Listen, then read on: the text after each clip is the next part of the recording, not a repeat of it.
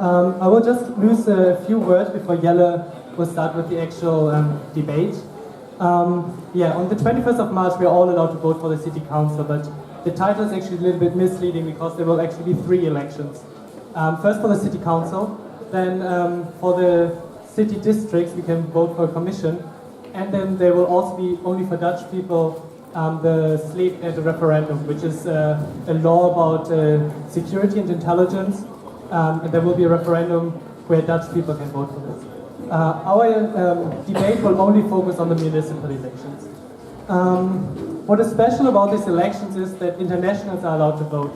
And for me personally, and I think for many of us, this is very special because we are highly mobile and we will, at least for me this is true, spend a lot of time not in our own country.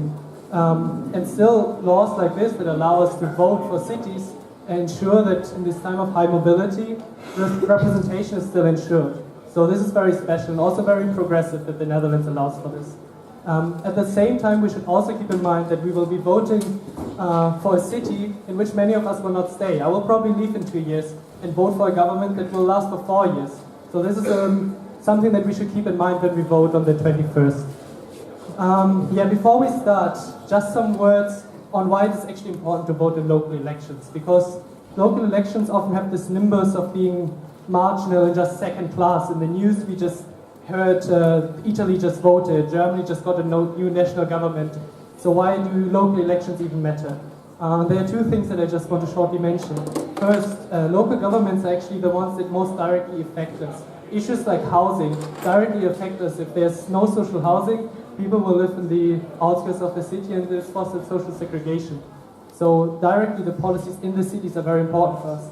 Secondly, cities more and more play an important role as drivers in national and international policies. Cities network internationally to shape international policies, for example in the climate or in the migration regime. And also cities influence national policies like the Dutch national government. So just in short, local elections matter and they do increasingly so. Thank you.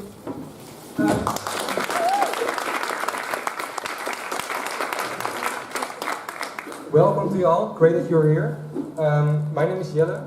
I have the honor to moderate this debate and I'm very excited. I hope it will help you in making the choice on the 21st of March. And I secretly hope it will help me as well. We are going to debate 4 issues, 4 topics. And every topic will be discussed by 4 candidates. We have 9 candidates in total, 9 parties represented. And each topic will be discussed in a smaller panel with 4 candidates. There is enough space for you to ask questions, so don't hesitate later on. Then I will walk around with the microphone. But first I would like to introduce to you all the candidates that are here, or would ask them to introduce themselves. Tell a bit about yourself and about your motivations to run for the city council. Maybe you can start here at the right with CDA representative Diederik Boomsma. Okay, hello everyone. So my name is Diederik Boomsma. I'm from the Christian Democrats here in Amsterdam. I studied environmental science and history of art, and then I have a master's in ecology and nature conservation. And I'm running for the city council because I think it's just the most beautiful city in the world, and it has to stay that way. And that doesn't go by itself. We need to invest in this city. We need to make sure the city becomes cleaner, greener, and safer. Okay, thank you, Diederik. Yes, hello everyone, and great to be here. My name is Helena Omneme. I have been studying political science and economics in Amsterdam and Paris. Right now I'm writing also my PhD at Leiden University, so I'm a bit of student still. In a daily life I work at the Treasury Department in The Hague, and right now I'm part-time so to say part-time member of the City Council in Amsterdam, responsible for urban planning. As a candidate, I think my motivation is exactly the same as Diederik. I think that for me it's great to live in a city like Amsterdam, and if I can contribute to make this city even more beautiful and more perfect than it is right now, then why not? And maybe last but not least, I am a member of the Liberal Party in Amsterdam. Thank you. That's cool. Hi, my name is Jasper Groen. As you can hear, I've come down with the flu, so my voice isn't as powerful as it usually is, but I'll try to make myself heard. I'm from GroenLinks. I've been spokesperson on environmental issues in the last 4 years.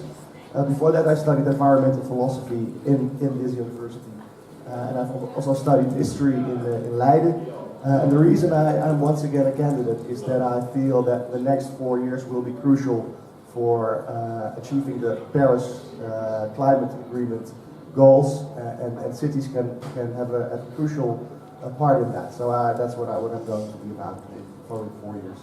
Thank you. Yeah, my name is Cesar Bast. I'm a candidate for the Labour Party in Amsterdam. 23 years old. I studied political science at the UvA, and I'm studying law studies.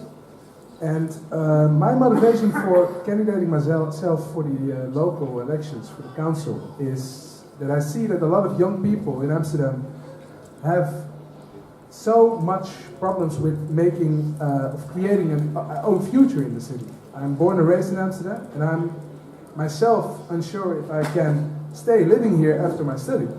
And that's something what is very, very, it's a bad situation, it's a bad development, and I want to create a better future, a better possibility for a better future, better housing, and that's the reason why that's my motivation, why I candidated myself, why I am a candidate for the Social Democratic Party in Amsterdam. Thank you. Hello everyone, it's great that you're here. Although the sun is shining, it's very nice to see such a big crowd. My name is Sarah. I'm a member of the Socialist Party. I also work for the Socialist Party in our national parliament and in the European Parliament. I'm born and raised in Amsterdam. And I really share the worries of Caesar that our city is becoming too expensive, too crowded, unsustainable, especially for people who have already built up something here in Amsterdam. We would like to sustain that and put an end to people being more or less driven out of the city because they can't find affordable housing, for example. And I look forward to a very constructive debate.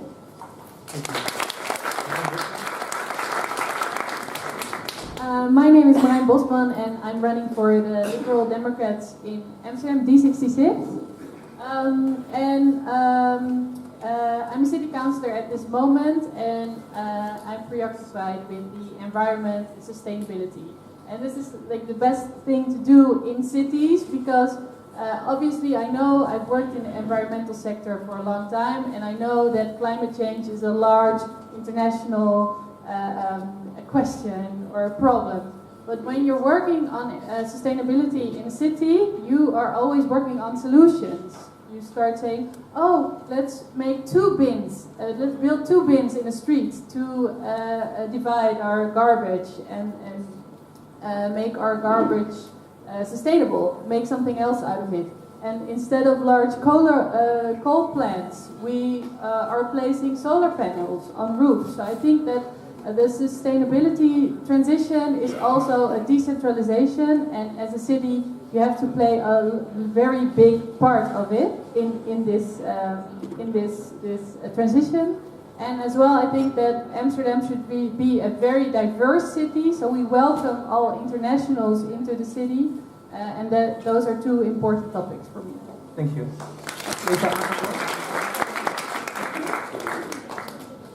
My name is Eva Akerbouw. I'm 25 years old.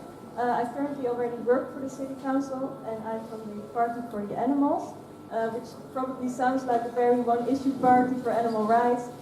We definitely do stuff with animal rights, but we also always say our one issue is the planet, which is a very big issue. And we try to work towards solutions for climate change, sustainability, and animal rights from the city of Amsterdam, because Amsterdam is a very progressive city, and we can set a great example for the entire nation and all our municipalities. And that's what we want to do in the next 4 years again. Thank you. Hello, my name is JC Veldhuizen. Actually, I'm not a politician, but I'm a youth worker and an activist. I'm the number 2 candidate for the political party Amsterdam Bijeen. This is the first political party in Europe that is... I'm already being silenced. Oh yeah, no.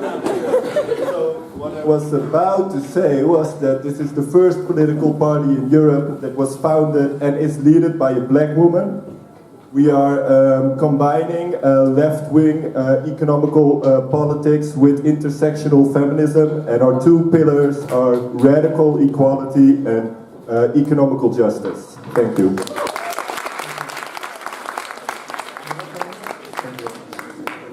My name is Murat Demuti. I'm 37 years old.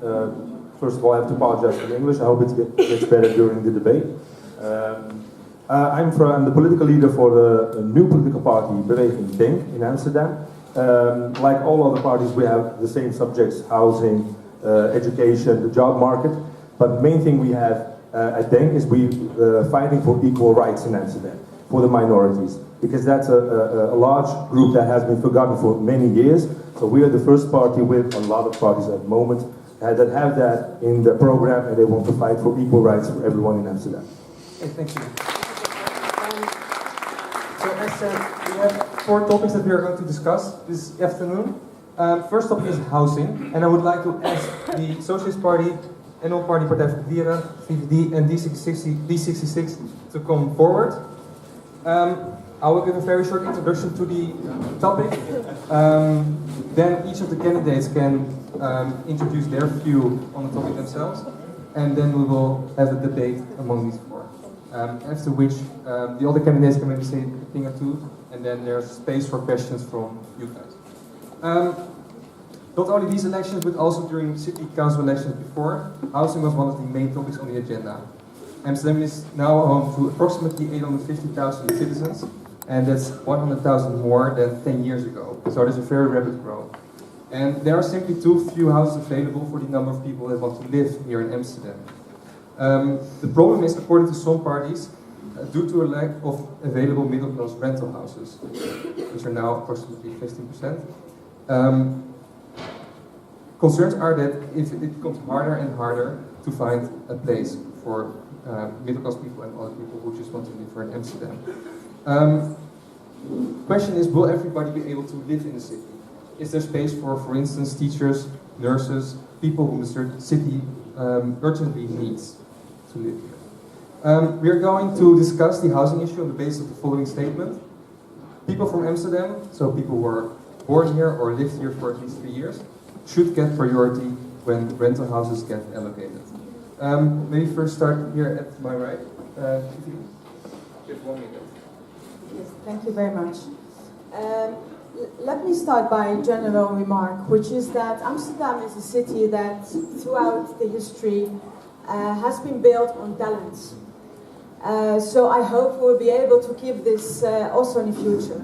This means that we need fresh blood to renew our DNA and keeping the development of Amsterdam at the same level as it is right now. I think that by using priority rules, we are not helping the real problem. And the real problem is that we have a shortage of non-social housing in this city. I mean, if you look at the facts as they are, you may think that they are quite bizarre, but I'm afraid they are as they are. And the fact is that we have more than 55% of all homes in this city are social housing. Why not 55% of all citizens of Amsterdam have a low income? So why this huge mismatch? Okay, thank you. This 1 minute is up. Yes. Sorry. Oh, we have to go to the next. Spain.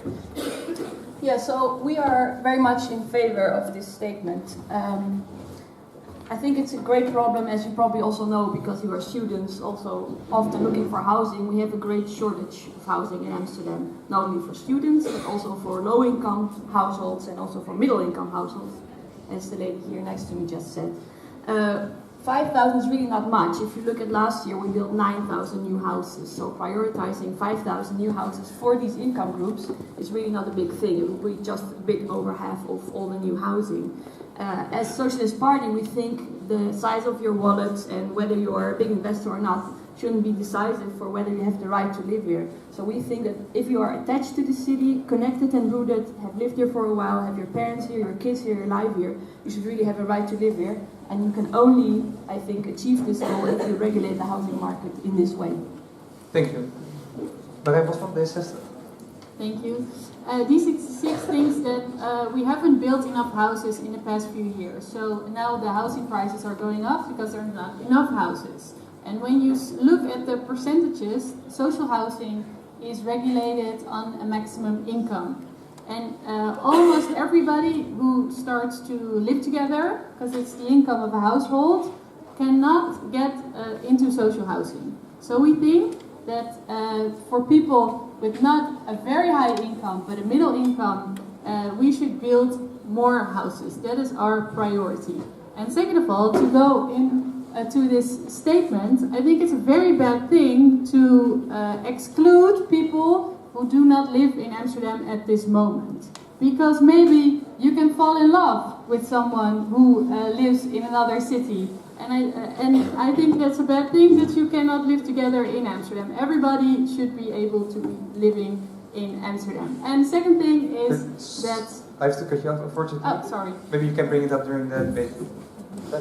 Yeah, the Party for the Animals, I think we agree with the goal that this tries to achieve, but we don't agree with the 3 years. We do want to give priority to people with social or economic ties, so people who work here, who study here, who have family here, or who were born here and lived here for a while. But we don't agree with the 3 years because it seems to be a bit random to us. It doesn't give the opportunity for new people to live here that easily. So that's why we want to restrict the social housing requirements.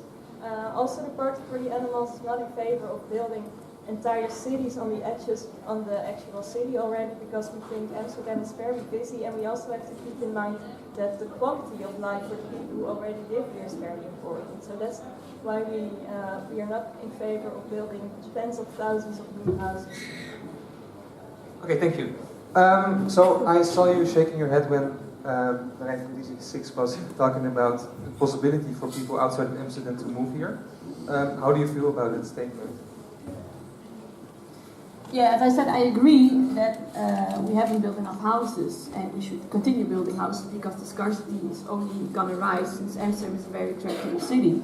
I don't want to put a lock on Amsterdam, dispelling people who haven't been born here, and I think international people are mostly welcome, especially students. I mean, my party wants to invest in more affordable student housing and make appointments deals with the universities to provide enough housing for all you guys.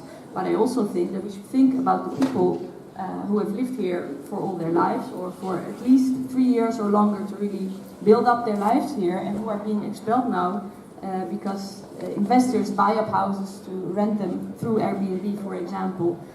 They have to live with their parents sometimes. People who want to expand their families have to move elsewhere because they can't find an affordable housing for their new family. And I think that's really a disgrace. Yes, well, I would like to ask the SP then, because your party leader has said there's too many international students in Amsterdam. I want to expel international students from Amsterdam. So I think, I'm not really sure what your comment was just now, because this has been everywhere in the papers. So I'm not really sure. So I think you want to expel. And D66 wants to build a lot of houses, among which 8,000 houses for students. SP, if you want to respond to that? Yeah, I'll respond. I'll talk to him. I didn't know he said that, so I'm curious what's behind this. But I think, what universities often do, they try to focus on excellent programs and try to attract as many students as possible without thinking of the consequences. So I think it's very good to attract international students, but then you have to make sure that the council makes agreements with these universities that there's also space for these students to live here, in order to avoid that they also get exploited in, I think most of you guys maybe live here, but a lot of students live in very small rooms and they pay huge amount of money just for maybe 10 or 15 square meters. That's ridiculous. I think we should put an end to that. And if you just put everything up to the free market and not regulate your housing for both students and low-income and middle-income households, things get out of hand as they do that now. So I think it's actually better for the students if you make sure you make good agreements between housing, between universities and the council to make sure that all you guys can have a place to live here. Would you like to? Yes. I mean, it's quite funny every time that ESP talks about free market and then following to say that we should regulate. Just if you are not aware of the facts, I would be more than happy to repeat them. I mean, right now, social housing, so the most regulated part of the city, which is more than 55% of all houses in the city are regulated.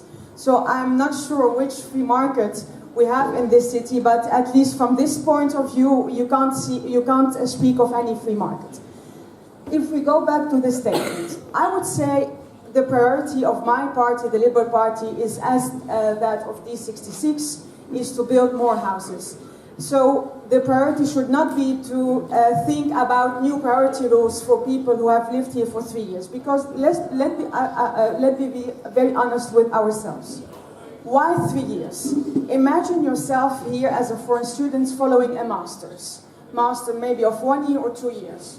What are you going to do to live in the meanwhile? So if you finish your study after the second year, where are you going to stay between your year 2 and year 3? That's to start with. The second thing is that as every threshold, and I know that is very arbitrary, so why not 3 years, why not 5 years? Because all expats in Amsterdam may participate in the local elections if they live here 5 years or more. So I think that 3 years, maybe it's meant to mark a certain bonding relation with Amsterdam. So you may say if you live here 3 years, then you know the city. But as I said to you, international students who are here for 1 or 2 years, 3 years is not going to help them. I think it's too short to know Amsterdam very well, and it's too long to attract the talents we need in this city. And you are, if you are not from the Netherlands, you are from a foreign country, you are one of those talents that we want to keep here. So I'm against any priority rule, except for one, which is also in our election program, except for one group of people, which are the jobs that we need for the future of this city, and of which we have right now shortages. And I mean two kind of jobs, policyman and in the nursery. Okay, Party for the Animals, you want to chime in?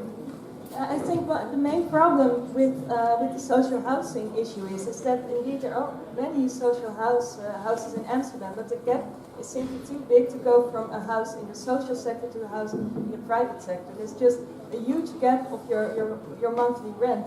And I think we need to fix that. And if we can fix that, people from social housing, so people from social houses, they can move easier towards a house in another, maybe another regulated sector that provides houses for middle incomes. And I think then also social housing is easier to enter as a newcomer. And I think that will also fix part of the problem. Getting back to the statement, you said in your opening statement, and I also read in your policy manual, that you don't want to look at the number of years someone has lived in Amsterdam for prioritization, but at social binding. Could you elaborate on that? What does it mean to be socially binded to Amsterdam? Well, if you are born here, if you have family here, or if you study here, okay, like that. Okay. How is that? I mean, I'm from Aleppo, the Syrian city of Aleppo. I've now been a citizen of Amsterdam for 10 years. If one of the criteria would be that you should be born in Amsterdam to get a priority, why? It's just a part.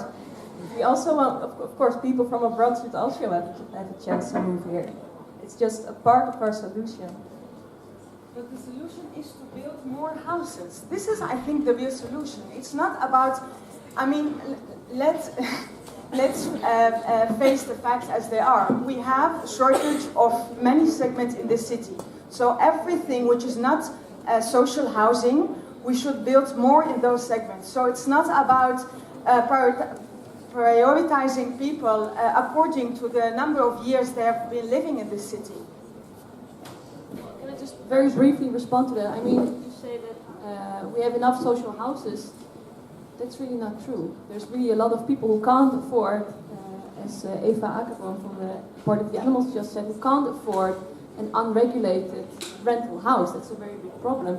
Students, they can't afford that. So that means we should make agreements between universities and the municipality and social housing corporations that students can also live there. And we really need those houses. You guys need those houses. Again, I would be happy to be remembered today as Mrs. Facts. And the facts are that while we have 55% of the houses in Amsterdam are social housing, we know that in 2020, so it's after 2 years, only 28% of all people in Amsterdam will have low income. This is a fact I'm very proud of, which means that we should celebrate the fact that poverty in this city is being reduced. So if you know that only 28% of all citizens in 2020 will have a low income, why do you need 55% of the houses in Amsterdam as a social housing and then saying that we have a shortage of them? I mean, I can't understand it. Well, then maybe we should lift the norm of social housing, because now the gap is too big. So you can't. Why is this crazy? I mean, a lot of people can't afford a house to buy because they have to get a very big loan. That's a problem, and they can't afford a free market sector rental house. So that means they have to rent a social house. And then, if you expand the norm, normal people, I mean, most police officers, people who work in education or in healthcare, they can't afford those free market houses, so they have to live in social houses, which means we need more of the houses and not less. P66? I don't think this is a solution, because when you look at the housing market as a pie, the largest piece of the pie is social housing at this moment, and the smallest piece of the pie is middle income housing. It's only 5.7%, and I have to give Mrs. Facts here the credits for those facts. It's true. But I do think that putting more people into the largest piece of pie by enlarging the income,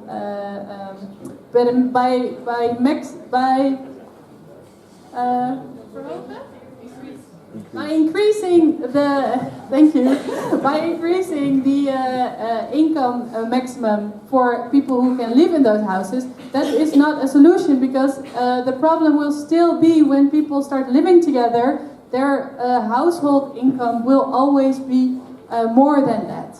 So what I think is that we should keep the social segment as it is, with a maximized income, and then create a new segment for the middle income housing. This is the solution, not divide the piece of the pie of the social housing amongst more people. This will only create more problems. Yeah, okay, last remarks. Just very briefly, we are in the coalition now as a Socialist Party, and we made the deal that the new houses we build are divided among the next percentages: 40% social housing, 40% rental housing in the free market sector, 20% houses to buy. So we don't really make the pie that much bigger. I think we make the pie more equal. Okay, I want to wrap this up. I want to ask the other candidates, do you have... We can only allow small comments. Limit will...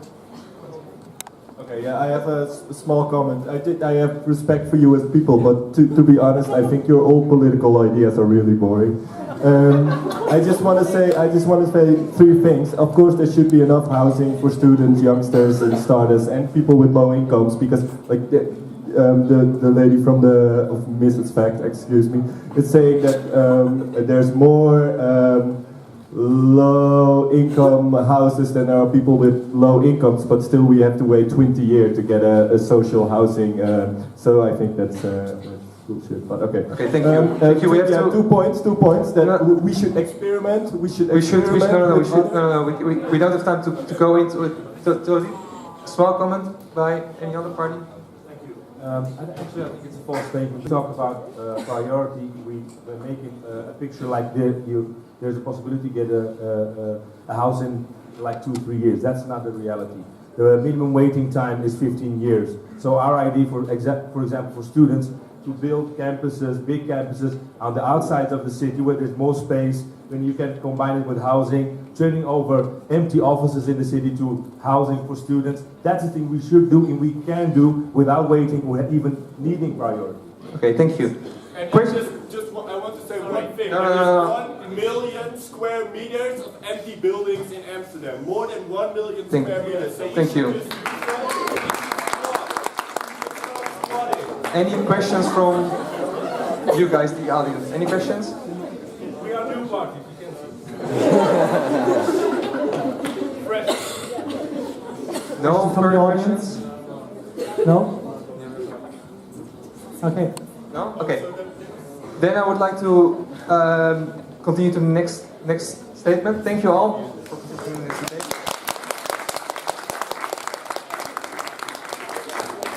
Next topic is migration, and I want to ask CDA, D66, PvdA and DENK to come forward. Since 2012, there's a group of asylum seekers moving around in Amsterdam, coming from countries like Somalia, Sudan, Eritrea, who have exhausted all legal remedies to obtain a Dutch residence permit. They cannot go back to their home country, and under the name of We Are Here, they have been moving around Amsterdam to protest the situation. A couple of years ago, for them and other undocumented citizens, Amsterdam has introduced the bed, bath and bread arrangement, with which these people get food and a place to sleep. Now some parties want to expand the agreement, while other parties want to restrict it. We are going to talk about the question, how should Amsterdam deal with this group of undocumented inhabitants? With a statement, asylum seekers who have exhausted all legal remedies should not receive help by the municipality. You all get 1 minute. I start here with Diederik Boomsma.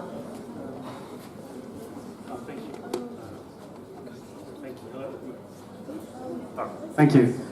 Okay, so asylum seekers who've exhausted all legal remedies should not receive help by the municipality. Well, I think they should receive help, certainly, but they should receive help by the national government, and the national government does provide help. So we are for a fair and just migration policy, but that means that we cannot allow everyone to enter. We have to make distinctions. We have to say to some people, regrettably, you cannot get a residence permit, you have to go back to the country of origin. Now that means it's inevitable. So that means that that these people, once this has been decided by the government and by judges, then they have to cooperate and return to their country of origin. So if you don't have that as a condition, your whole system becomes void and it's basically unworkable. So what we should do is we should point out, and people often forget this, that the national government does provide shelter, but only to those people who are willing to cooperate with a solution, which is to return to their country of origin. Okay, thank you. Murat van Deng. Thank you very much. Actually, against this statement, as you can hear, his English is far more better than my English. But you know why we have this problem? We have to stop polluting those countries, stop starting wars in those countries, so those people are coming over here. That's the truth. We started this problem. And we're making it like a fact that those people have a choice. Those people don't have a choice. Last week I was with the group We Are Here. They live in terrible circumstances in a church that's empty. They're living on concrete floor. They don't have food. They have to ask people in the neighborhood to help them. And at the same time, we say those people have to go back. It's ridiculous. I spoke to a guy who's named Khalid. He has been here for 16 years. Fell in love with a Dutch woman. Has a 9-year-old daughter. And the same guy is living in that church. He can't even see his own daughter. And there is no possibility for him to go back because there's a war in Sudan, which we have created. That's the truth. So it's inhumane policy that we have at this moment. We should help these people have a humane life in the Netherlands. Thank you.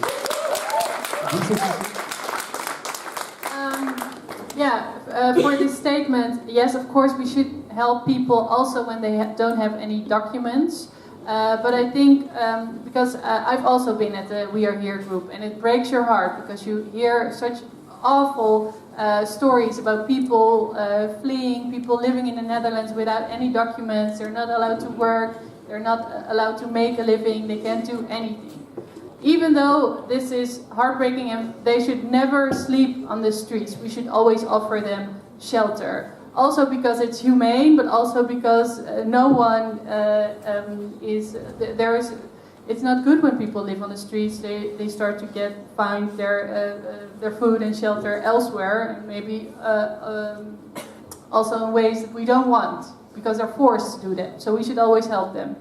But I also think that they should work. That the government should always work on giving them a perspective.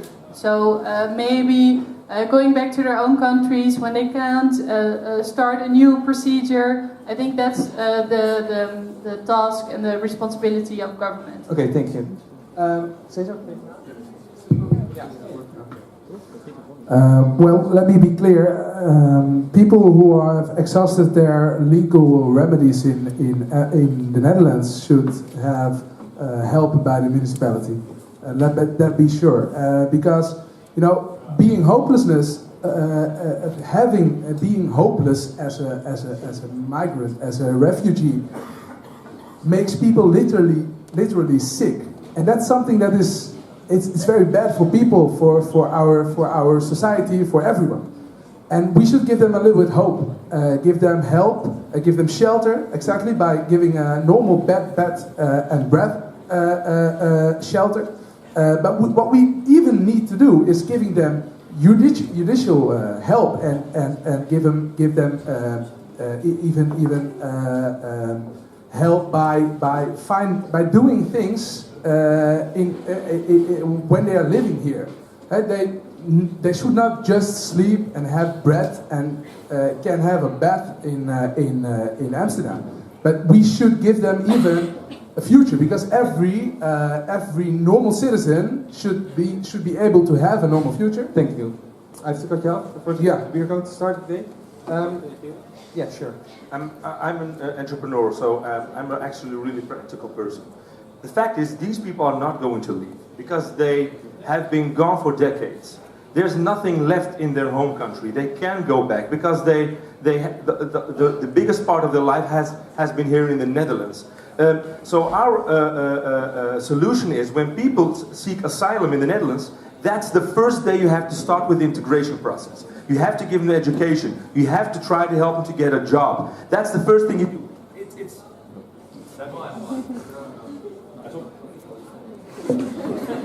Hello? You have to help them at the first day, because if you don't, like when I spent last Thursday, I spent the night at the church. I will tell you, it was terrible. I have never felt that kind of cold. I was shocked because I can tell you I'm a person who has worked hard, but I have never known things like that existed in the city of Amsterdam. I was ashamed that I saw some people living there and getting food from people that was, how you say, fungus on it? Sorry? Mold, yeah.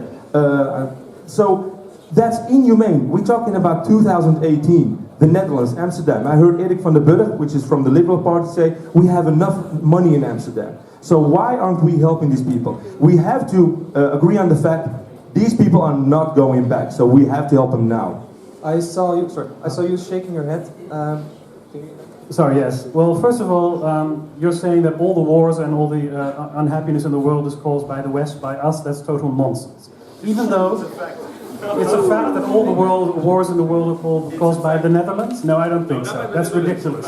And even by the West. Even if that were true, we still need to make a distinction between people who come here who are genuine refugees fleeing from war, and I totally agree we should shelter those, but we have to distinguish, because there's also other people who are not fleeing from a war, but who are economic migrants. And let me say, I don't blame these people. They stole the money in those countries, and they have to get here. Let's focus on Amsterdam. All right, so now we're not only responsible for all the wars and all the unhappiness, but also all the poverty in the world. I think that's a racist comment. Sorry, so Can we please focus on what Amsterdam should do about these undocumented migrants that are living in the city right now? So, first of all, you have to distinguish between people who are genuine refugees and who are economic migrants. Now, I don't blame economic migrants, I understand them very well. If I were living in Somalia, I can understand why you might want to come to the Netherlands. And you know, there's lots of opportunities here that you don't have at home. But the fact of the matter is that we cannot let everyone from Somalia into the Netherlands. And so to some people we have to say, sorry, but you're going to have to return. Now that is the basis of our migration policy, that is the basis of a just and a realistic migration policy. And that means that once you have decided, once judges have said, and we have a very humanitarian policy in the Netherlands overall, but once the judges and everyone has said, I'm sorry, you do not get a permit, then part of the parcel is that you have to work towards returning to the country where you came from. And if you start denying that, then you're just not facing the facts. Okay, first Denk, then Partij van de Arbeid. It's absolutely ridiculous to say we're not responsible for the problems in those countries. We have taken out of the economy. We helped regimes that polluted the country and let the people suffer. That's a fact. He denies it, but it's a fact. The people are coming here from Somalia, for example. There's no person in this world that takes the chance to risk his life to die in the Mediterranean Sea, to live in a church on the floor. That's not a choice. You don't do that because you think, I'm going to the Netherlands and I'm going to sleep on the floor. That's better than in Somalia. So it's ridiculous. What does Denk wants to do for them? We're looking for amnesty for those people because it's a fact they're here. They have been living here for more than 15 years. They speak the language. We should help them. And it's not. We're not talking about trying to picture us to make a picture of that millions are coming over here. It's not. It's not true. A couple of thousand. We have almost 70 million people. We can create housing for those people. It's 2,000 people. It's not a big issue. We can help those people. So it's the CDA, so the Christian Democratic Party. Last year there was an how we say the comité voor de juristen. Voor mensenrechten. Okay. Human Rights Committee did research on the political programs of several political parties, how human rights friendly the programs were. His party was at the bottom of those programs because it's not as human rights friendly as he tries to do. It's a fact. You can search it. If we have, this is thank God, the new generation. We have fact checkers here, so check it. CDA, SGP, VVD are at the bottom of human friendly and human rights. So that's a fact. We need to help these people because it's not a problem. It's an international problem, and we're not talking about borders like in the Netherlands. The borders are international. We don't have any borders. Yes. We're all humans, and we need to help them. Thank you. I will give the opportunity to CDA to defend himself. First, Partij van de Arbeid, Labour Party. No? Okay, well, I think it's very important to not just talk about international relations, but even give that people a normal perspective in Amsterdam. And that's something I'm still missing in this debate, because we can do practical things to make the future of these people a little bit easier, by very easy things. And let me note some things I wrote down. I wrote it down because I know my English is not so very good, so I'm trying to make it easier for myself. But besides that good, bath and breadth provision, it's very important to let them count on normal mental health and normal medical care. And even they should be able to receive legal help and even social support. And these are some basic things, some basic provisions we could give them to make their future a little bit easier. Because what Murat here says is something really, really, really on point.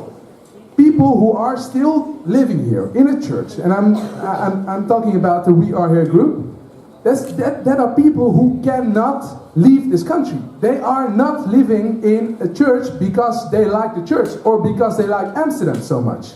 So we should and we need to help them. And I have something to say about the national government, because the national government is very important in this thing, and we urge the national government to find the structural solution, because that is something we cannot do in Amsterdam on a local level. But if they do not cooperate with lowering, with making things better, and if they will go on with lowering the humanitarian limit, that's something very bad, and we will not cooperate if they will going further with doing that. Okay, thank you. So yeah, I want to give you the opportunity to respond to Denk's comments. Sure. Well, first of all, so what you're saying about the We Are Here group is not true. It's not true that all of them are here for 15 years. That's a very small minority. Most of these people, yes, most of these people have not been here for decades because most of them are in their 20s to start with. So many of them have come here. Now, that's not to say we should find a solution for them, of course. But to say we need to give these people hope and legal aid, we do give them legal aid. But then to say that they can stay here and they cannot go back, well, I'm sorry. They cannot count on medical care. On basic medical, they cannot care. They cannot count on medical care. We do. That's something we should provide. We do provide medical care. We do, and they do, and I'm totally in support of that. Of course, anyone who is sick or ill or whatever and cannot return for that reason is given the help they need, right? But to say that they cannot go back and that we should offer them hope, well, judges and the government have decided differently. So provided in the church, AIDS tests. Well, dividing condoms, like that's the biggest problem they have at the moment. That's the thing we're doing in Amsterdam. We're not helping them with medical care. We're not helping them with legal advising. It's not lies. It's a fact. Even though lies, why are they still living on the concrete floor? That's my question. Why aren't you helping? First, I would like to give the opportunity to D66 to chime in.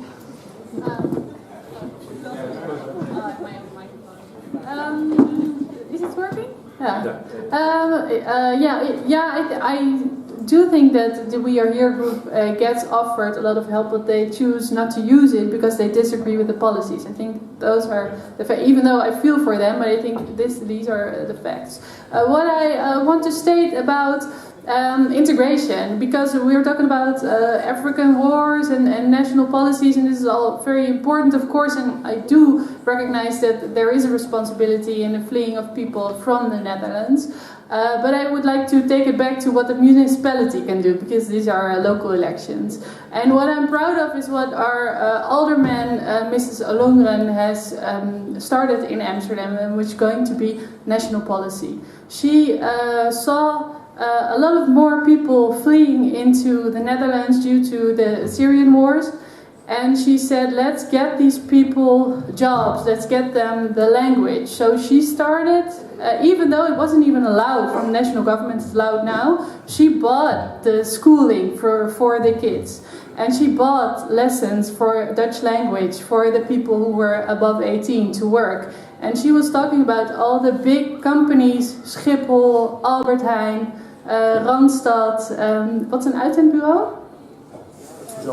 Job agencies to talk to them. Let's make an assessment for these people. Let's talk with Syrian people, like to assess what is their knowledge, what kind of diplomas do they have, do they like to work with clients, or do they work with their hands, can they write, can they not write? And she made this assessment which everyone was allowed to do for half a day, and then afterwards they got either jobs or healthcare or education. This is a very, very, very successful program, because before, everyone who got to stay in the Netherlands fleeing from war, almost 80% never had a job again, always lived in social housing without a job, and now a very big percentage gets integrated, gets a job, and I think this is also a result that's very good, and we should be proud of to work on this as a local government. Okay, first Labour Party and then Dave. My name? Kaisa Ollongren. I want to add something, because I think a lot of parties at this table agree with each other, but there's one party, and that's the Christian Democratic Party, which don't agree with us. And there's something that I want to make clear here. I've got Syrian roots, and to be honest, I know what it is to have relatives are fleeing from outside the country. And as long as your party keeps on saying that they should have, they should help, I don't know, whatever you said about a lot of people in the church are not 15 years in the Netherlands, and there's a different circumstances, and that people are not different than we. And that's something that should be clear. And I don't hear you say that people should have normal medical care, normal mental support, normal legal support, and social support. And that are very important things we should provide as local council, as Amsterdam. Are you with us? Are you with us or against us? Yeah. And we do. So please we stop don't this sentimentalist nonsense. We are not talking about Syrian refugees here. Syrian refugees come here and they get a refugee status. Yes, this but there are people who are staying undocumented. Who are undocumented people in this city. There are undocumented people in this city, and you don't want to provide them legal support. This is. I don't even know where to start with such total nonsense. We are discussing something else. Now, of course, we want to provide legal help to all those people, and we do. This legal help is available. This is our asylum policy. What we're talking about here is a group of people who, in spite of all the legal help they've received, the government and the judges have decided you cannot stay. So that's a different group. Don't stand there and accuse me of all sorts of things that I want to deny people the basic human rights. That's not what I'm talking about. We do offer them, but what we're talking about here is these people, and they have to go back to their country of origin because that's what judges have decided. Let me add something. Do you even want to provide them legal support and social support if they have exhausted all their legal remedies on national state level? At some point, of course, they do get legal aid. We have. I think it's different. Something different in your program. Extremely humanitarian asylum policy. People are given legal aid. People are given shelter. People are given money. People are given help to return to their country of origin. If needs be, even given money to bring with that. And yes, we give them legal aid. And in our country, in our system, once you've been denied a residence permit because you're not a refugee, even if you can come up with new facts that change your story, you always have the right to reapply. And that stands, and we're in favor of that, and that's what it is. But if you don't, and if you refuse, and this is the people who in the We Are Here group, they refuse to cooperate because they don't want to go back to their own country. No, that's actually false. Okay, last comment by the panel. It's funny that he says you can reapply for an asylum in the Netherlands.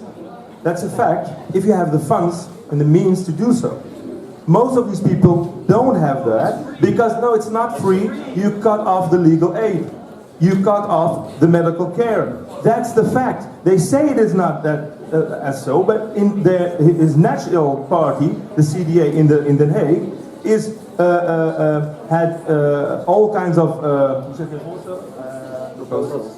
proposals that are against human rights and that are absolutely only meant to send these people back without any taking care in consideration in which situation they are going to return to their home country. No, it's not a lie. It's a fact. You can check it. Fact checkers. To send them back to countries, he says he can go because they're not political refugees, or they're not refugees. Sudan, are they not refugees? Somalia, are they not refugees? Why are you keep telling these lies? You're against people coming to the Netherlands. You want to stop them at the border. That's a fact because the PVV, the right-wing party, changed the political sphere in the Netherlands. And you want to go to that side. You're a far-right party. That's the fact at this moment. And you're against asylums. Okay, last comments by CDA. Well, we move to we are sorry that we are quite late. We are already nearly over. Okay, a last comment. Well, first of all, what you say is total lies. We do not want to take away people's basic human rights. And when it comes to human rights, I'm sorry, sir, but your party, DENK, is in favor of Prime Minister Erdogan in Turkey, who has a terribly repressive regime. So the last person to take the laws on human rights is you, who are in support of... If we get Turkish refugees in the Netherlands, we will welcome them. Thank you. Thank you. We will move to questions from the audience. Over there, yes, sir. Honestly, I'm a little disappointed. You guys are supposed to work together. We believe in coalition governments. And if you guys can't cooperate now, even before you're in office and you're shouting at each other, how do you expect to do that? Like, I just hope all of you guys can show each other a little bit more respect than you just did. Thank you.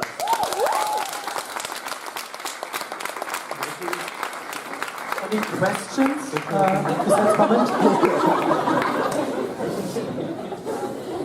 Well, I'm just wondering because you're all, presenting your new ideas, but a lot of you are already in the municipality right now. D66, you're actually in the coalition. How come you are giving us these promises that we have to take care of them better, but over there we have a poster for students from AUC to bring beans and other food to these people? Because how can you make these promises that you're going to change something if you already have the means to change something now? That's quite embarrassing. I think I was the one who said something about our past policies. It's very, very progressive policies we've made into integration.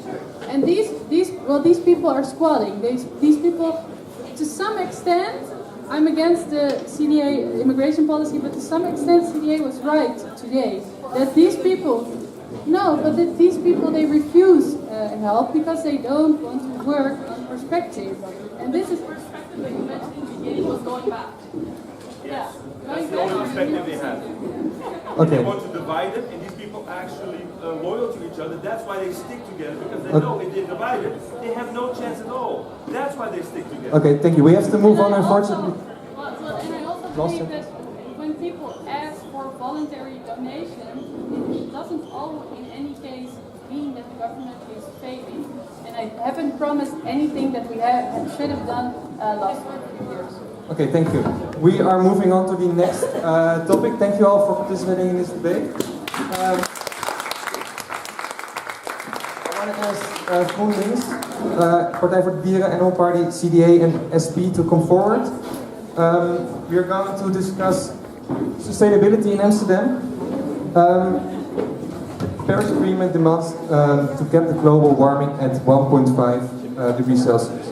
Amsterdam, a city with almost 1 million inhabitants, wants to contribute to this goal, and in 2015 the municipality launched the policy agenda Sustainable Amsterdam, with which it aims to catch up on sustainability. It wants to do this through 5 transition paths: sustainable energy, clean air, circular economy, climate-resistant city and sustainable organization. Although the latest midterm report praises the progression, some parties argue that we are not ambitious enough to truly contribute to the Paris goals. We are going to discuss sustainability on the basis of the following statement. All Amsterdam households should be off of natural gas by 2030. First, GroenLinks, you have more minutes. Thank you.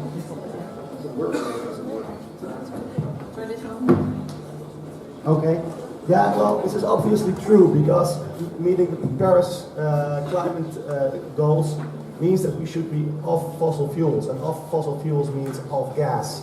And we should be there by 2030 to really reach the 1.5 degree target, and that means getting up there by then. Just to be sure, that means we should get off 400,000 houses off gas in the following 12 years. So that's about 40,000 per year. So we should have started 4 years ago, and we really should start right away with achieving this goal. So yeah. So yeah, I mean, why should you heat your home by burning gas if you can do that by using waste heat from industry? So yes, we should make this switch very, very rapidly. For example, you have the ice skating ring here, which is the Jaap Edebaan. Now, to produce ice, you also produce heat, and you can use that heat, and they're working with local citizens now to heat homes. So all those projects we need to carry to the next level. On the other hand, I think 2030 is just not going to happen. It's just not feasible because there are also many houses that are just not suitable for this kind of heating system, because you need to install a lot of new infrastructure using water pipes, and in order to reach, I mean, this is very quick. So that's just not going to happen because in 10 years you can't open up all the streets and add these new canals and add all the infrastructure that you need. Thank you. But as something to work for, definitely. Okay. Yeah, we signed the Paris Agreement, and basically it is calculated that we have to get off natural gas by 2030, 2035 in order to achieve the goals. So it's very simple. Yes, we agree to this statement, and I also agree to what GroenLinks said. We should have started 4 years ago, and we really have to speed up the policies that we have, because the current ambitions of the municipality, it's just not going to happen. So we really need to speed this up because we don't have any more time left. Thank you. SP? Yeah, we also agree. I mean, Paris was already mentioned. Maybe you've seen pictures from Groningen, which is up in the north of the Netherlands, where Shell is craving for more gas, and houses are collapsing. Children are afraid to go to bed because they think the walls might crack down, and they actually might crack down. And this has got to stop. So both for the people and for the climate, I think it's necessary to try to pursue to achieve this goal in 2030. I think it's also possible if we make use of the residual heat of companies, for example. And as SP, we also want to found a new energy-saving company, a municipal energy-saving company, which will help all households making a plan to save energy. The municipality will take over the energy contract, and in that way try to isolate the house. The money saved will be given back to the municipality, and people can keep their own, new boilers, their water pumps, and their solar panels. Thank you. So yeah, GroenLinks and SP say it is actually possible to get off gas by 2030. You don't think so? Why not? No, because basically to do that, you have to think about what that means. Now, most of the houses are still connected to the gas network, and in order to connect them to water heating systems, waste heat, industrial district heat, all those things you need. That's a tremendous effort in infrastructure. So you need to break open all the streets of the city almost, and add new pipes for the warm water. So 2030, I'm sorry, it's just not feasible, because you see, environmental policies are important, but they're not free. So they all come with costs, and they come with costs for the government, but also for the people who have to deal with them. So that means resources are scarce. You need to invest them in the most effective manner. And at this point, to achieve this in 10 years is just not the most effective thing you can do with that money. You can use that money for better purposes, also in the environmental field. Party for the Animals was first, right? Yeah, thank you. Yeah, I'm just thinking what was I about to say. Well, first of all, we did a proposal last year to set the ambition for Amsterdam to get off the gas by 2035. Actually, the Socialist Party they were against that. So, I'm glad to hear that you at least changed your mind. But also, whenever we want to rely on the sources of fossil fuel industry when we're working on the heat networks, we are really cautious about that, because we also want to get rid of a lot of waste and a lot of fossil fuels. So we are very cautious with the heating systems, and we really are looking into the market, what are developers doing, and we also want to give the chance to other people and to new ideas to develop in order to get off the gas in 2030, and not just the heating networks from the fossil fuel industries.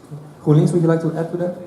Well, what my colleague from CDA has just proven is that meeting this will be very difficult, and it will probably be very expensive. But that is not a reason not to do it, because if we don't do this, then we will not reach the Paris climate goals. So we have to start right away, and we should be willing to put in that money and put in that effort. So I'm not convinced by his arguments. We should start right now, and it is eminently possible. Could you elaborate on that, on the way to move to the Amsterdam without gas? Oh yeah, the first thing that is very, very important is that every person in Amsterdam should get a letter from the municipality telling to him, you are going to be off gas in 2030. No choice, you are going to be off gas, so you have to find another solution to heat your house. And we as a municipality will help you with that, so they can start preparing for changing their houses into a house without gas, right? Because I think there's not enough onrust, there's not enough discussion in the city about getting off gas, right? People should be really concerned about having to meet this goal, because we have to meet it. Okay, so yeah. Well, the thing is, you can't do it by yourself. You need to do it as a whole district. You can't just say in your own home somewhere in the city, I want to be off gas, because you need a whole infrastructure to be put in place. Now, I'm just wondering, I support the goal. It's great, 2030. I just don't think it's feasible. But even if it were, right, even if it were possible, you'd need to spend many, many hundreds of millions, maybe even billions of euros to achieve it.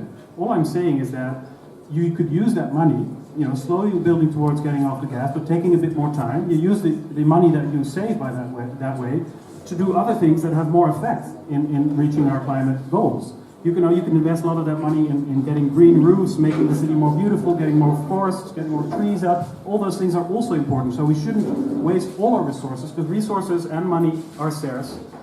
So we should use them efficiently. Well, for one thing, it actually isn't true that you cannot do it on your own. I've neighbors. I'm preparing myself to get my house off gas, and it's quite feasible. However, it is expensive, and there are lots of groups who cannot afford that, and we should help those groups. Yeah. SP, you were talking about, and I also read in your policy manual that you want Amsterdam to lead in the fight against climate change, but you want to spare, so to say, people with a low income. How do you want to establish that? Well, I think what these guys are saying is right. I mean, of course, it will cost a lot of money, and of course, the urgency is very high, so we should start doing it right now. I think we need all levels. We need the European level, we need the governmental level, we need the municipality level. As I just said, we want to found a new municipal energy-saving company which will help people with also subsidies by taking over their energy contract to isolate their homes, to put a new boiler in their house, to put solar panels on their roofs.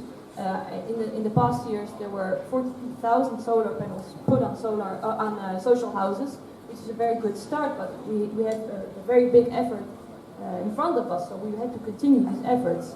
I think on a more European governmental level, we also need to tax the companies who actually pollute our world, because it's not the people that pollute our world. I mean, a lot of people put a lot of effort in separating their garbage, for example. That's really great. We shouldn't punish them for these efforts. We should look at those guys who are really polluting our environment and try to take action there as well. Okay. CDA, do you want to respond to that? Well, no, I've made my point. But okay. Well, there's another thing, because also Sadie, I just mentioned we should use leftover heat from industry, right? And it sounds very sensible, right? If there's leftover heat, we should use it. This is also a big risk, because most of the industries that the heat is coming from are themselves also on fossil fuels. So what we should be doing is looking for alternative sources of heat to get our houses off gas and get rid of these fossil industries in this project. No, I just say, yeah, I agree with that. But while the waste heat is here, we should definitely use it. But yeah, it's not sustainable. In the long run, you need water pumps and all those other solutions as well. Yeah, just very briefly, I mean, the point is, if you make an investment now, you will save energy in the long term, which will make it more profitable for both municipality and the people. So yes, maybe you have to invest for a while, but then you will earn the money back and you save the climate. Well, I just want, as a member of the Green Left Party, I've been asking for these kinds of changes in society at large for over 4 years now. And only this is the first election in which almost all the other parties are phrasing these kinds of intentions. And I've said before, if they all keep their promises they're making in this election, then we should see a spectacular revolution. But I still have to see it. So if any of you considers voting for one of these guys because you feel, yeah, they're environmentally friendly enough, please be sure to keep calling them to keep the promises they're making in this campaign. Right? Please do so. You'll be fine with us as well. Yeah. Just a question, what do you think has changed over the past 4 years?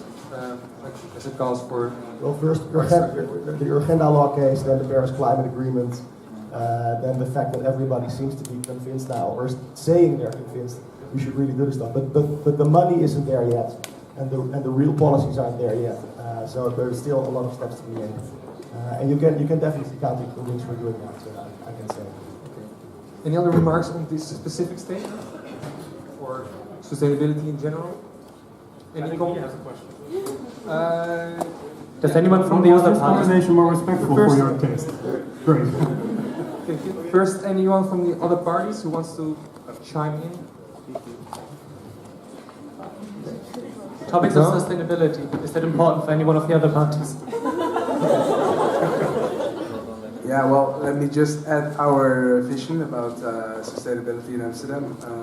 The Labour Party wants to be let Amsterdam be gas-free in 2030, and we should be climate neutral in 2050. And that's something we want to achieve by very specific things, like building new houses by reusable materials, and with all the flat roofs with green and with solar panels. And it's a very radical green paragraph, especially for the Labour Party, because we were a long time not so sustainable. So I'm very, very proud of the sustainability paragraph of the Labour Party. Cool, thank you. Thanks. Question from the audience. I saw Jesse raising his hand.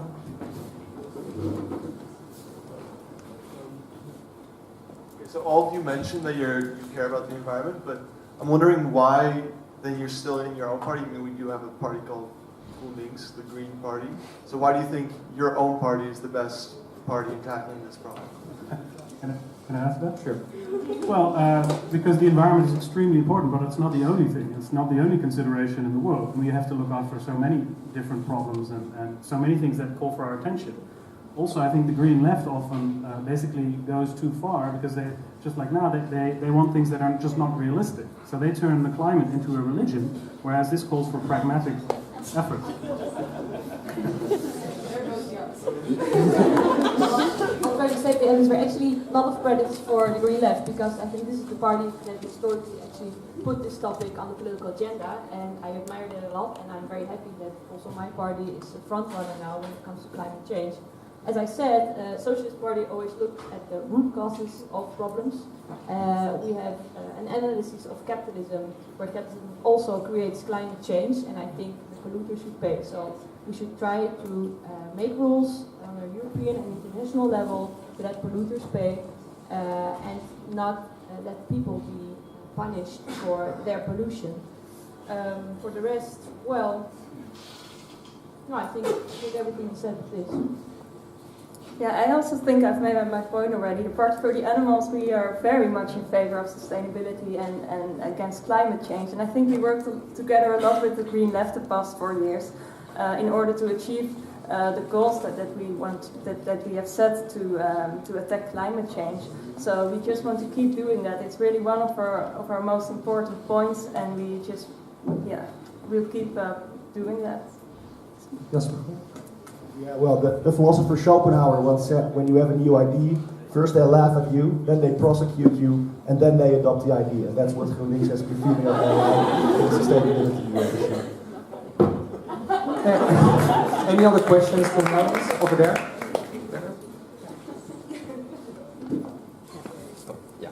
Cool, works off. So my question is basically this. Since all of you agree that climate is very important, and let's for now assume that you will keep your word when you get elected, what has been stopping the climate change policies from happening in the past couple of years, seeing how the Paris Agreement and the EU 2020 Agreement have all been signed a couple of years ago and not this year?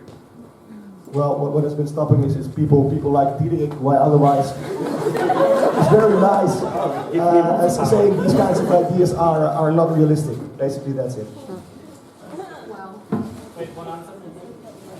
I have another addition why the climate solutions or climate proposals didn't become reality. Because the Labour Party, the PvdA and GroenLinks made, I think 2 years ago, a Green Act, a Climate Act, and it's very late. But then it started to become a real topic in politics, and I think now it's the future thing is to make that Climate Act translate that in local plans each 4 years, each council period, exactly. And I think that was a very important moment, that Climate Act, and it started very late. Thank you. Yeah, just briefly. Okay, last comment. Yeah, just briefly. I mean, I already mentioned it, but as I said, I think most people really care about climate and are very much willing to put their efforts in contributing to tackling climate change. But if you look on a global scale, because of climate change, those are the companies. They have a lot of interests in not abolishing gas and fossil fuels right now. So they are stopping the process. So we need good international, agreements. On a municipal level, I think Amsterdam is doing its best with the Amsterdammers involved. Okay, thank you. Thank you. Okay, last question from the audience.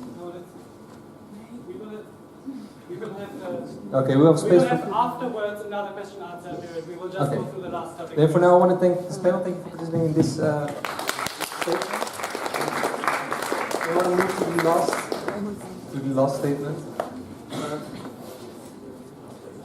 which concerns dealing with the past. And I want to invite GroenLinks, Bijeen, VVD and Partij van de Arbeid. How to deal with the past. As many of you probably know, Amsterdam has a renowned history. One era, the 17th century, is known as the Golden Age. Because of the international trade Amsterdam participated in, it was able to flourish and build this city. However, the Golden Age came at a price and has made a lot of victims too.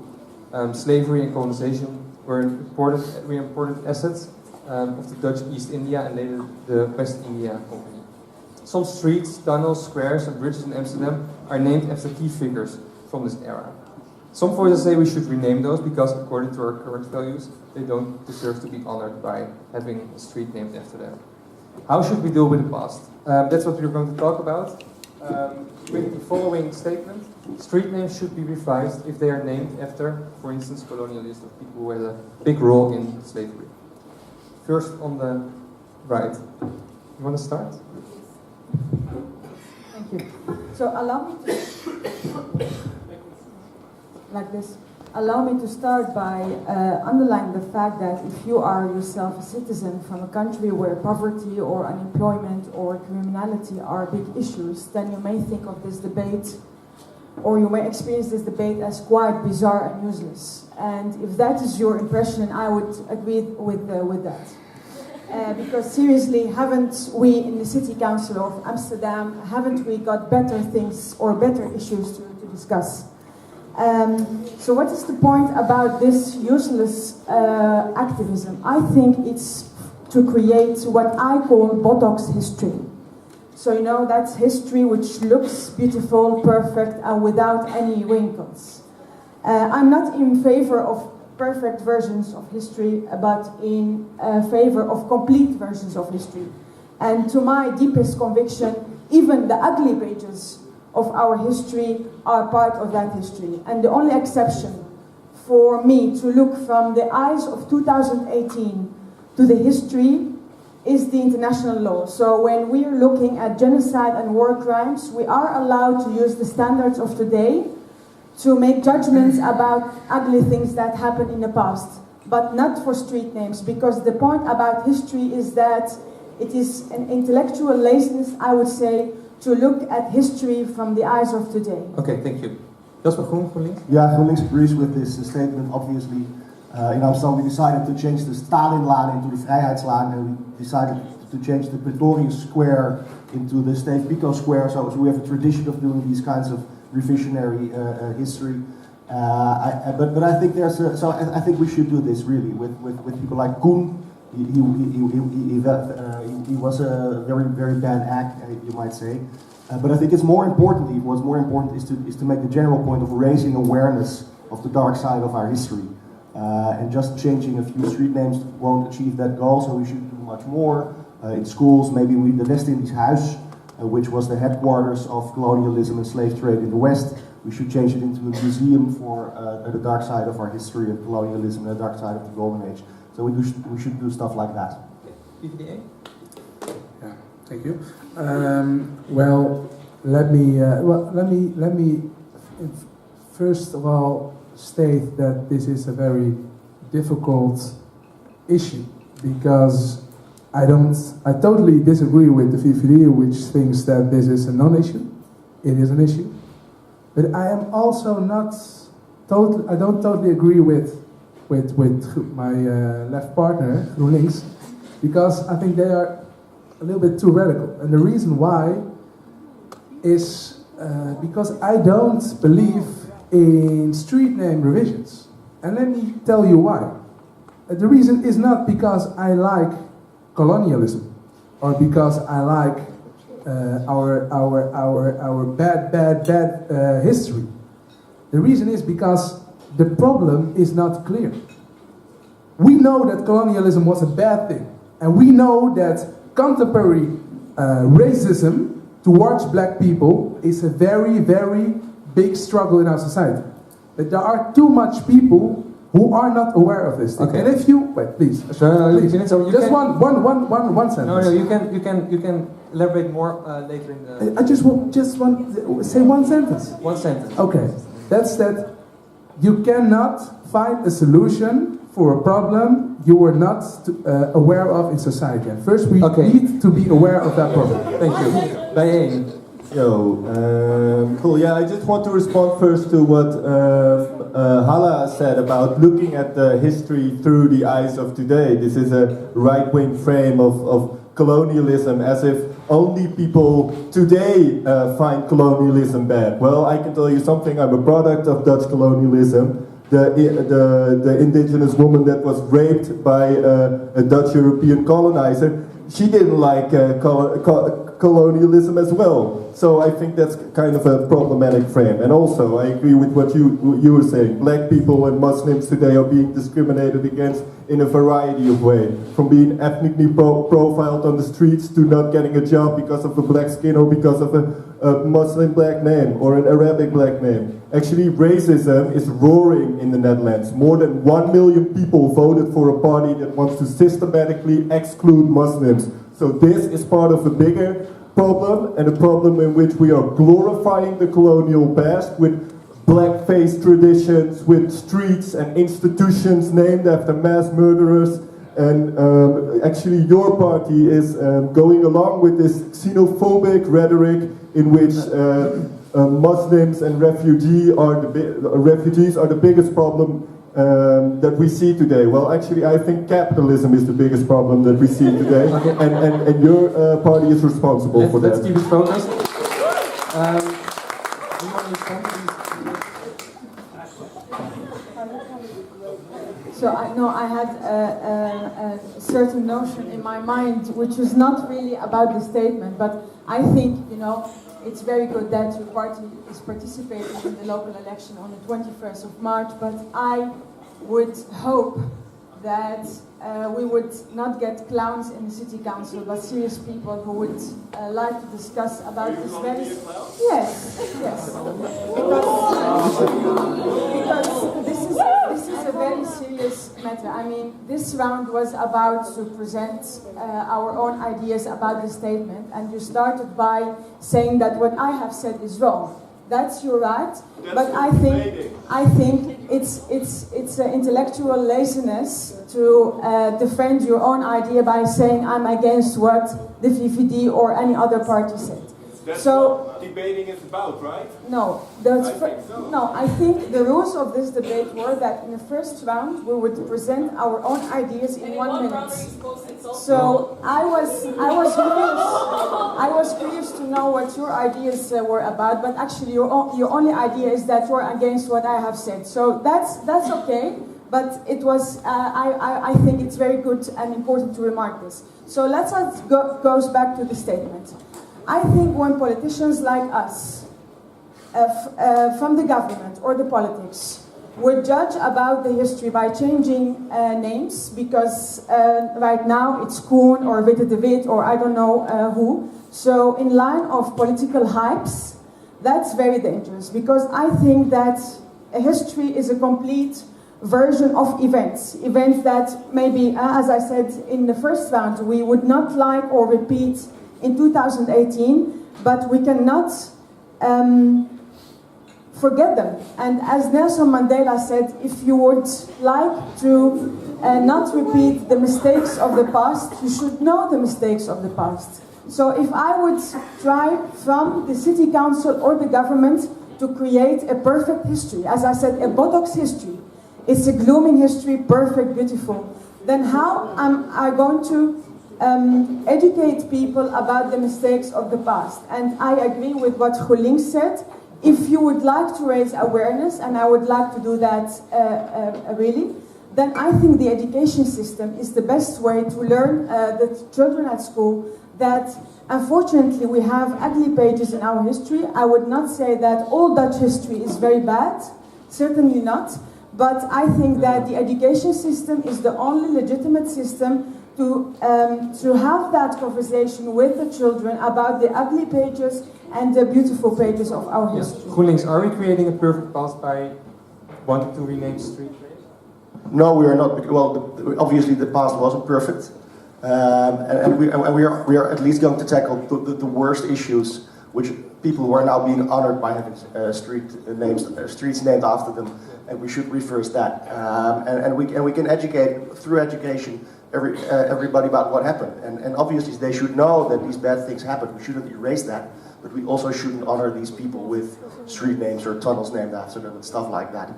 And it's also very, very dangerous when VVD says to GroenLinks, I agree with GroenLinks. So I think we agree on education and raising awareness is a good thing, but I think GroenLinks wants to go a step further than the VVD does.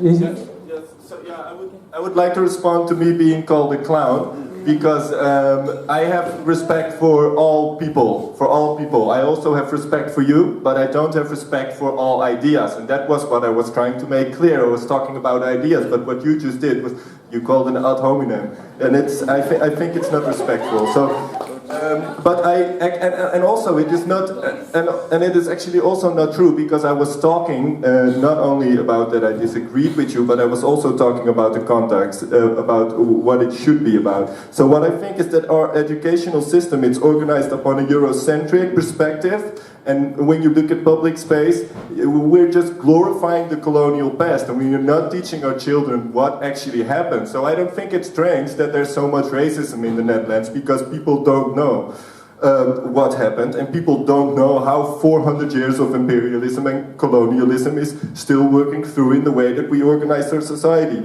But I think what we need to do is we need to change our perspective about this, the way that Dutch people look at the people that came into resistance against the Nazis, the way we glorify them. I say we should glorify the people who stood up against slavery and colonialism and imperialism from the colonial times in the same way like this. So we shouldn't call street names after mass murderers like J.P. Koen, who killed literally everybody on the Banda Islands, but we should name streets after the people who stood up against these mass murderers.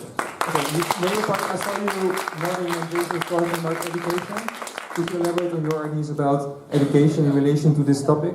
Okay, first of all, I want to say that if the VVD calls history and politics history, I hope the VVD is not the searcher, because if they are the searcher, I'm afraid there will be a very mess history they're making right now. But let me talk about the ideas for education. Because I totally agree with Bijeen. I think we need to start teaching programs about that past and about the other perspective than seeing things as very positive. I think the 18th century was a bad period. But how I have learned it at school, it was a very good period in which we only made money and became bigger and bigger as the Netherlands and as Amsterdam. And that's it's just one perspective. Another thing, and it's already started now, we are even strongly in favor of a museum on the history of slavery. Because that's very important, and I think a lot of parties, GroenLinks and Bijeen is even in favor, and more parties here. That's very important, because in that way instead of removing references to racist feelings in our society, we are trying to confront people with that problem. And that problem we should be more aware of the problem. That's what I think, because I really know that racism, the colonial history, discrimination, all that sort of things are bad and are making a big difference in our society, which is inhuman. But there are too much people who still think that's normal. It's normal to honor J.P. Koen. Okay. And I think by that removing that name again is not the answer. And if we start removing that sort of names, there will start a discussion which names should we remove and which not. And okay, thank you. I want to give the floor to the CVD. Difficult discussion. So just two small remarks. I'm not in favor of the Botox operation. So you can't say that if you are the surgery, then the patient would die, because I would never start this operation. This is the first remark. The second is, I mean, what is the goal of street names? Are street names meant to glorify people?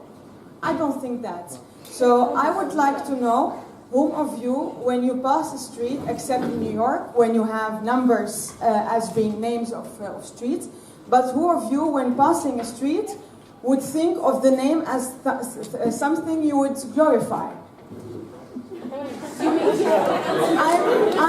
I am looking forward to the discussion with you in the question. My last name is With.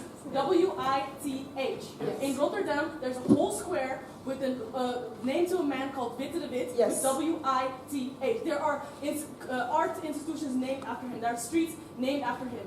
How Yes. should I walk? Do you really think that I walk through that street? I will tell Everybody you. knows that this is a bad man. No, they don't. No, They I will tell you my honest notion. If you are well aware of all parts of Witte de Wit and you know his life very well, then who knows that? It's not in our history books even. And even for adults who are already adults.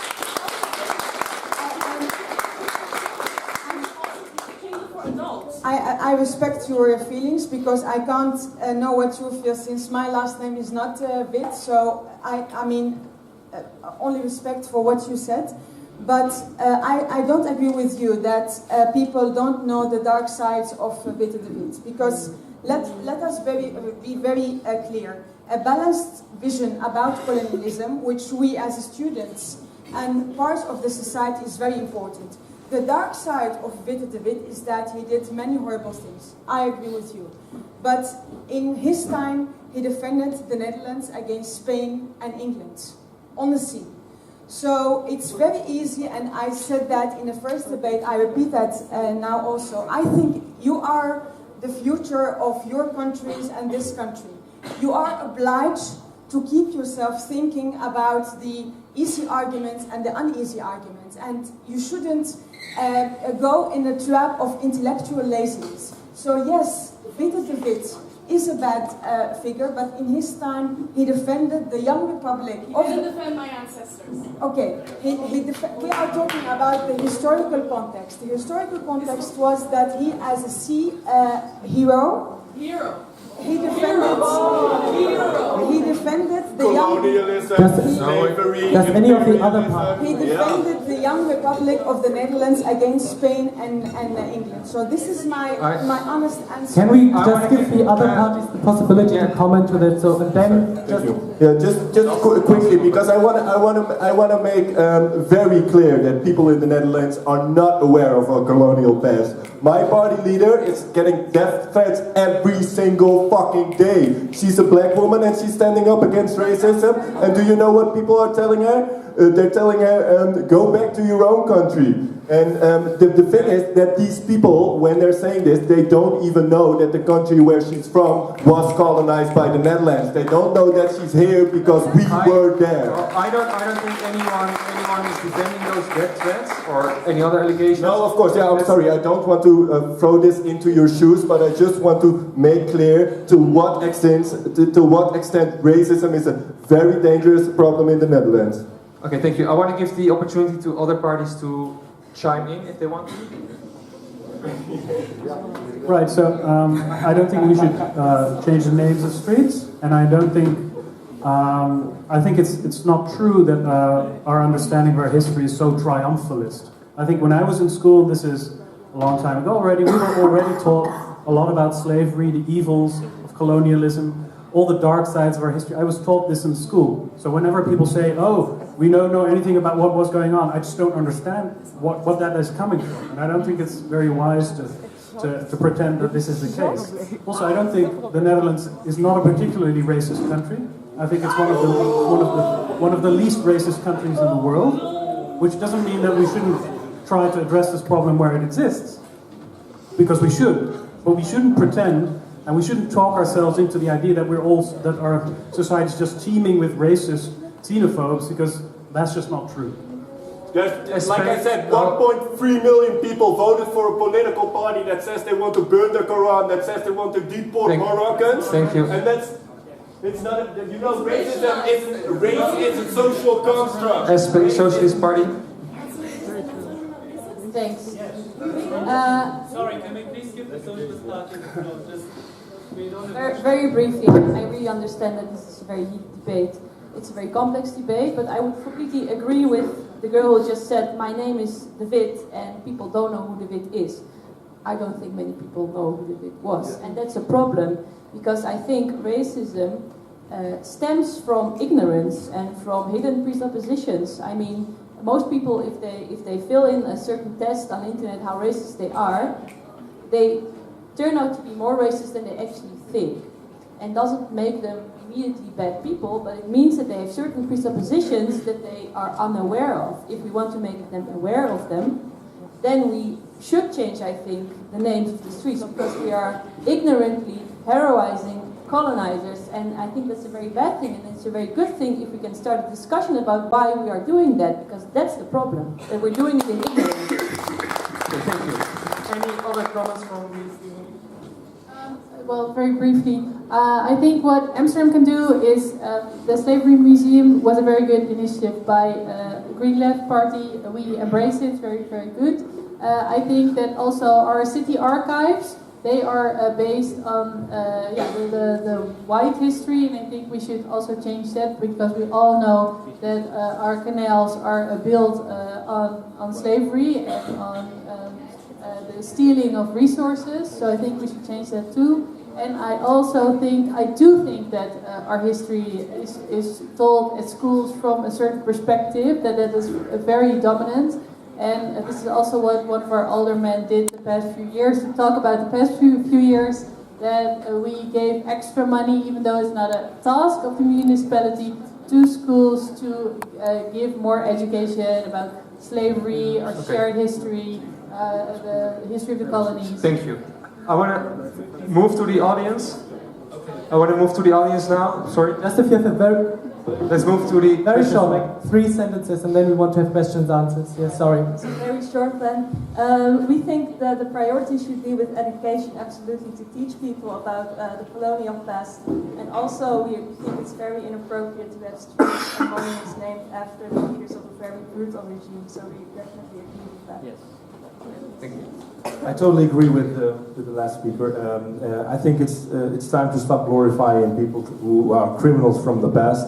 For example, we have a building here in Amsterdam where at the top of the building there is a statue for the slaveholder, and underneath it there were a small statue for actual slaves. We still have that in Amsterdam. So people are, and I don't understand Diederik saying he learned something about slavery in school. I went to the same school in the Netherlands. It's actually false. I learned about, we call them avonturiers, adventurous persons, Charles Livingstone, James Cook, and we have Admiral de Ruyter. They were all glorified, and we had a small segment about slavery. That's the truth. We did not get the right education about slavery and about the consequences of colonialism. And I think that's time to change that now. We have to do both, and education, and stop glorifying criminals from the past. And I want to say one thing to the miss from the VVD. Would she love it to have a street in 10 years' time or 20 years' time called the Bashar al-Assad Street?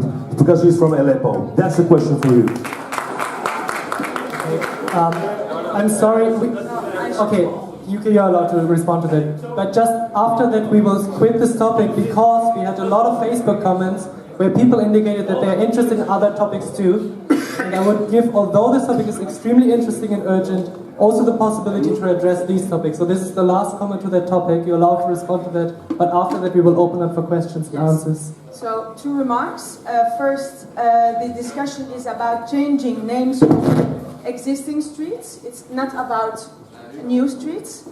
Second, it's very funny that Denk, of all parties, is starting about, also in the round with Diederik, human rights abuses by the West, while the party leader of Denk is justifying all human rights abuses in Turkey.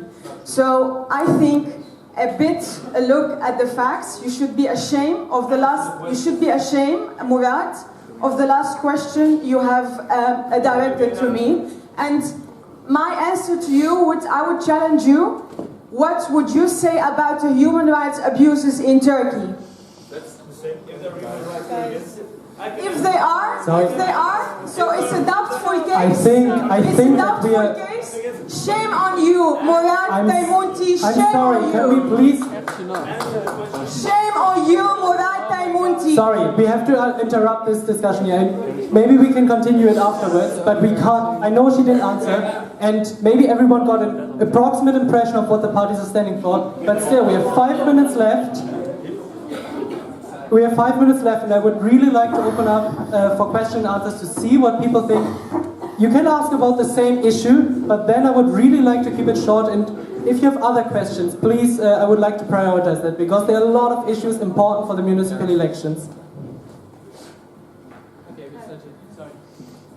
I want to go back to the climate change topic, and specifically that Amsterdam has the largest gasoline harbor in the world and the second largest coal harbor in Europe. Does anyone have any thoughts on that? Maybe I can use it. Well, actually, one of the first things I did when I was elected 4 years ago is pass a resolution, a motion, that said coal should be thrown out of the harbor, and as a consequence of that motion, the port authorities have decided coal should be gone by 2030. So we're doing something about that. And what's very important is that Rotterdam follows suit, because they are actually the largest coal port in Europe, and they are about to renew the contracts with the coal operators. And if they decide now that coal cannot pass through Rotterdam, then coal will have no way of going to Germany. So this is very important. And as to gasoline, I feel that the port authority should get time to prove that they can get rid of coal in the coming period, and they should also start making plans for how to get rid of gasoline and replace it with more environmentally friendly substitutes. So that's on that. Okay. Any other questions? Any other questions? Yeah. Who wants to drive on Hitler Highway? Okay. Do you want to, like, I know it's... You know, Germany did change the names of all of their streets as well. There's no Hitler Highway. Yeah. And also, nobody wants to go to a museum and see, I wouldn't want to go to a museum and see racist history all in one place. It's depressing, nobody wants to go. It's like putting it all in one spot. Who's going to go there? So just get that idea as well.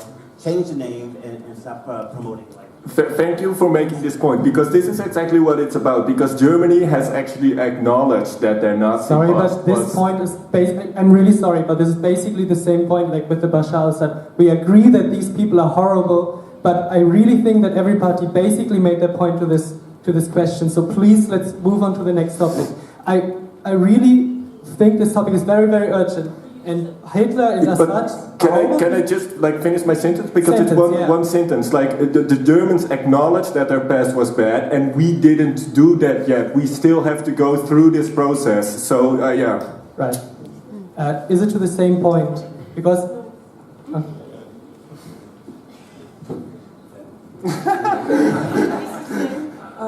Okay, so we had also with refugees and so on, and I think this is just what we just discussed ties also back to this in general, that if we have more awareness, like refugee problems can also be diminished. And then I want to ask you, you said like with education, and not remove those names, so how are you going to educate the people that are way older, that don't go to school anymore? What are you, so you have this, you want to create an imbalance of like the ages and generations, like, yeah, how?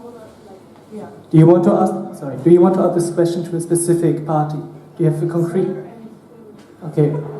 I give you 2 sentences to answer. 2 sentences. It's a good point, because yes, I made my point about children, and you're asking what are we going to do with older people. I think that we are having a good debate about the positive and negative things of the past in the Netherlands, and I don't agree with people who said that right now at schools we are not well taught about the colonialism, because that is the case. What other party? What are you going to do to educate people who are not in school anymore? Older people, older people. Educate them about this colonial history. Colonial history. Well, I think people can be educated in a number of ways, and this is going on. I think this is a very positive thing. Also, perhaps even a positive spin-off of this whole discussion. So I'm not in favor of changing the names, but certainly about discussing, these dark sides of our history. So we should just continue to do this through the museum. I think a museum could be a way to do that. We're going to have an exhibition on slavery and the Rijksmuseum next year. All these things are very good, so we should all be made aware of what happened in history and tell the honest story about it. Does anyone... Sorry. Yeah, Piotr, you have also a question. I think we talked about environmental issues and they always have an economic cost if we want to do something about it. And I think a lot of us know that the air pollution levels in Amsterdam are really bad. And now we're talking about enlarging Schiphol. So what do the parties think about that and why not? And also in light of what the SP said about big companies, I think KLM, Delta, Air France is one of those. But also in light that such a big airport enables consumerist behavior from people around us to also increase that pollution, so also in relation to that. You want to ask any specific party? Yeah, so GroenLinks, SP, bijeen. You should really also ask D66, but GroenLinks is very clear on this. Schiphol should not grow. The flights shouldn't even go to Lelystad because this would still mean that there would be more flights. So that basically that's my answer. Yeah. Yeah, we shouldn't start with the whole Lelystad project, and we should definitely not expand Schiphol. Actually, there was a research about that. We have 15 international trains extra. We don't even need to expand it, so it's completely unnecessary, and it's polluting the world. So we should just not do it.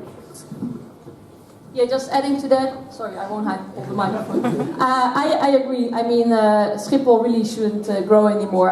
It will only profit the low-cost carriers, which cause, well, a big part of climate change. It's really not necessary, not in terms of economic growth, but also not in sustaining a good and healthy airport. I mean, Heathrow hasn't grown for 10 years, it's doing fine. We really need a bigger Schiphol. Do you want to answer to it after GroenLinks' comment? Oh, sorry. Yeah, well, okay, the question is not can D66 doesn't want Schiphol to grow any more in emissions. But there's already an agreement that there's 70,000 more flights coming in the Netherlands, and we want to spread them among the airways, not only at Schiphol. But the proposal of GroenLinks to close Lelystad Airport will only bring more, those 70,000 that is already agreed. They will only can only fly over Schiphol, which makes Amsterdam more polluted, which makes the noise more in Amsterdam. We think we should spread it and not tell fairy tale stories that when we shut down Lelystad Airport there will not be any more flights, because this has already been agreed. So tell the truth. Okay, thank you. I think we have to move to the last question from the audience. Any urgent? Otherwise, I have a question if you don't ask. Okay. SP and GroenLinks, you were talking about, again, sorry, sustainability. And SP, you were saying sustainability is dealt with in international agreements, and Amsterdam does as much as it can in Amsterdam. What can Amsterdam upon that? If national governments are so incapable of doing anything, don't you think that Amsterdam has a bigger role helping other cities doing foreign policy and sustainability?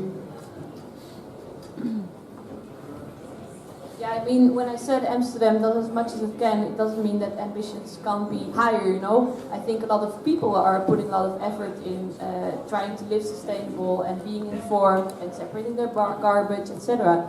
I think it would be good if municipalities would work together with each other on a national level, but maybe also on an international level, because a lot of power is being decentralized now. So Europe is getting more power, municipalities are getting more power. Actually, national parliaments are, I think, diminishing their power, or it's being diminished. So I think we should really take power, take control also on a municipal level of climate change and try to cooperate with other cities.